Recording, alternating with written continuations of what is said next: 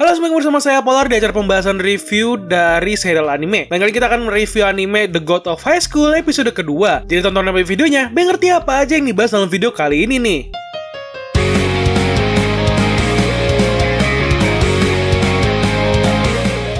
Well, di episode ini sebenarnya gue pikir akan bisa menemukan latar cerita yang bisa membuat banyak penonton baru atau penonton yang sudah membaca komiknya bisa mengerti mengenai latar cerita dari tiga karakter utama kita di sini. Tapi terlihat tidak seperti itu ya. Jalur ceritanya terlihat lebih fokus pada acara God of High School-nya sendiri. Ya, walau terlihat masih seru dengan keseruan aksi dari ceritanya. Tapi kalau menurut kalian gimana nih dengan episode 2 kali ini? Di kolom komentar ya. Dan bantu share juga nih video ini. Dan juga bantu subscribe channel ini biar video saya makin gede channelnya. Thank you. 自らが格闘家として認めない相手に心で負けることなのです。 Di awal-awal episode seperti yang kalian bisa lihat, langsung diperhatikan mengenai si Park Mujin, si ketua penyelenggara acara God of High School. Dimana cerita di sini kelihatannya memang original dari studionya ya, dimana membuat cerita dipercepat dengan mengganti cerita yang terlihat penting untuk pengembangan cerita. Dimana di sini terlihat kalau si Park Mujin sedang datang ke dalam ruangan intelijen milik Amerika kelihatannya ya. Dimana jika di komiknya sih, kalau nggak salah dia datang ke Amerika di pertengahan cerita season 1, mungkin di awal-awal juga seperti ini. Dan di sini terlihat lebih cepat dari perkiraan gua. Karena di sini si Park Mujin lagi membuat kesepakatan dengan negara Amerika dan yang lainnya juga, maksudnya negara lain juga, di mana dia akan membuat turnamen God of High School sendiri menjadi turnamen dunia. Dan iya, semua petarung dari seluruh dunia akan mengikuti pertarungan ini nantinya. Walau bukan si Park Mujin lagi nantinya yang jadi ketua penyelenggaranya. Jadi kayak sudah masuk ke sekte lain lah yang ngurusin God of High School nantinya. Tapi di fokus season 1 ini masih Park Mujin yang jadi fokus utamanya ya.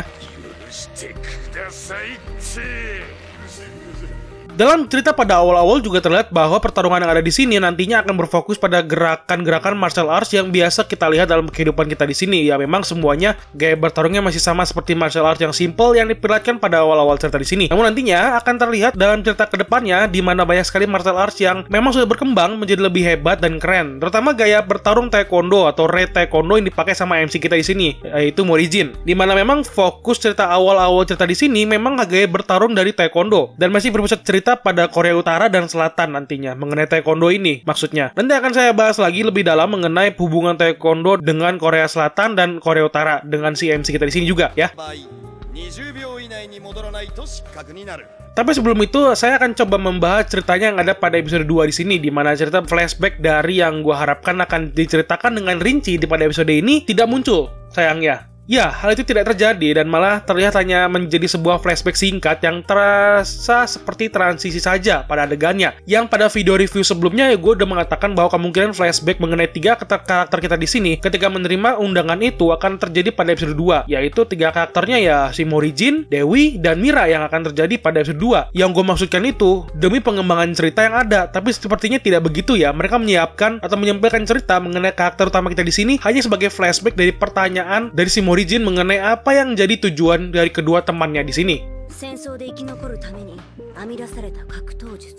Terlihat memang studio sendiri menggunakan cerita lain untuk menutupi cerita flashback dari tiga karakter utamanya di sini, yang dimana pengembangan awal cerita mengenai tujuan dari karakter ini difokuskan pada karakter Dewi dan Mira dulu ya, dimana tujuan mereka secara tidak langsung dimasukkan ke adegan awal episode 2 di sini. Jika kalian menyadarinya bahwa di awal-awal adegan setelah lagu opening dibuka, dimana pertarungan lanjutan dilakukan oleh Morijin dengan si cowok berpakaian biru itu dilanjutkan. Kan langsung tuh cerita bergulir dan ada flashback dimana si Morijin lagi disembuhkan leher yang patah dengan mesin nano yang dimiliki oleh penyelenggara turnamen. Nah, di situ sudah mulai bisa terlihat ya sebenarnya apa yang dipikirkan oleh si Dewi mengenai alat itu. Ketika dia melihat alat itu, dia mulai berpikir harusnya alat penyembuh nano itu bisa digunakan untuk menyembuhkan si dia. Yang dimaksud dari si dia ini adalah temannya dari si Dewi yang sedang sakit di rumah sakit. Dan dimana sih berlanjut pada pertanyaan si Morijin kepada Dewi dengan Mira. Nah, di situ kan langsung diperlihatkan flashback si Dewi yang sedang berdiri di lorong rumah sakit yang tadi gue bilang. Sudah sih terbayang ya bahwa si Dewi ingin memenangkan pertarungan God of High School agar bisa menyembuhkan temannya yang sedang sakit parah. Makanya dia mengikuti turnamen ini agar bisa menyelamatkan hidup dari temannya itu. Itu sih yang kelihatannya memang sengaja dibuat oleh studio untuk penonton baru untuk berpikir lebih keras bahwa ini adalah kode-kode atau sebuah clue masa lalu dan tujuan dari karakter Dewi di sini.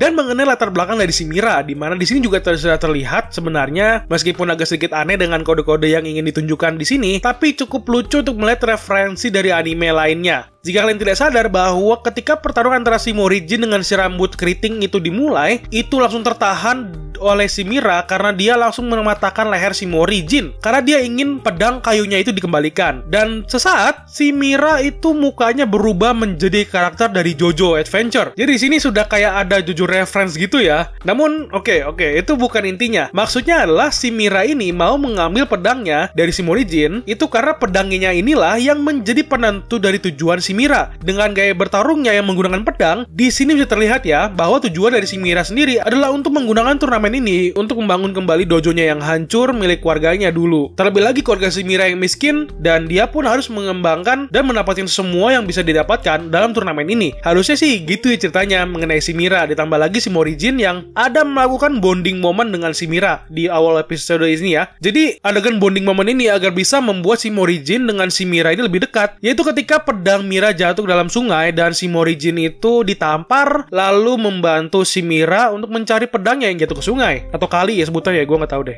Di situ sudah terlihat bahwa si Morrijin dan Mira akan semakin dekat karena dari awal cerita di komiknya saja sudah langsung nih mereka bertiga selalu bersama-sama. Jadi sudah menjadi sebuah kesempatan bagus sebenarnya bahwa studio lebih fokus pada pengembangan hubungan antara tiga karakter kita di sini. Jadi ya flashbacknya yang cuma dikit ini jadinya hanya menjadi cerita sampingnya saja. Jadi kayak bumbu pelengkap aja sih flashback transisinya itu. Jadi walau latar belakang perkelahian dan masa lalu dari karakter ini tidak begitu difokuskan, namun hal itu memang terlihat tetap teratur dan diganti dengan kode-kode yang cukup pintar dari studio sih. Dan itu menurut gua smart move banget ya.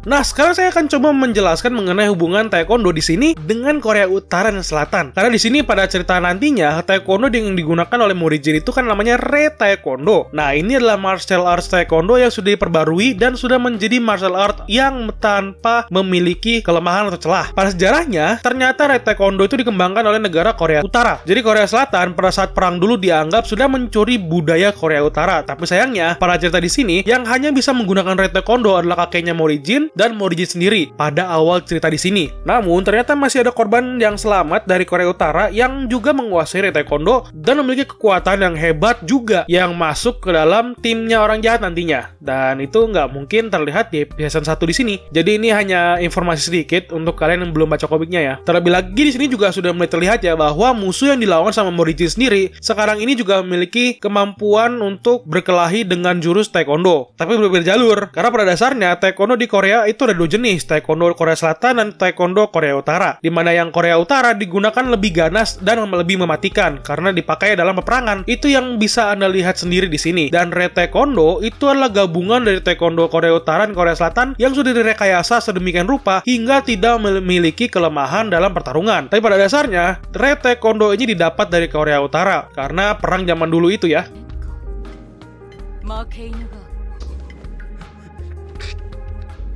Itu sih yang gue tangkap dari ceritanya yang pada saat gue baca komiknya. Jika ada informasi yang kurang di sini, bisa dong ya teman-teman yang lebih pintar bisa membantu menjelaskan juga di sini ya. By the way, terima kasih teman-teman yang sudah ngasih spoiler mengenai tendangan si Morrijin yang jadi jurus pemungkas si Morrijin di awal-awal cerita yang pas saya belum nonton animenya ya. Udah di spoiler duluan di kolom komentar ya yang bilang kalau jurusnya cuma 3 kali doang. Dan pas saya lihat juga, ya sayang sekali ya, cuma 3 kali serangan doang. Udah gitu dari atas langit juga. Kayak kurang srek gitu ngelihat jurusnya. Yang padahal jika di komiknya sendiri si Morrijin kelihatan nggak gerak sama sekali, cuman bayangannya aja yang gerak. Ditambah lagi musuhnya bukan mental ya harusnya. Musuhnya udah rusak semua tubuhnya, udah mati rasa dan udah kayak penyot-penyot gitu. Dan pas ngelihat di sini jadi kelihatan kayak ya cuman 3, nggak ada rasanya. Udah kayak bikin telur goreng nih ya, kagak pakai garam sama lada. Jadi kayak kurang berasa gitu ngelihatnya. Tapi untuk episode 2 perkelahiannya juga termasuk sedikit dan ya oke lah, masih terbilang untuk melihat pertarungan yang masih aktif dalam pergerakannya.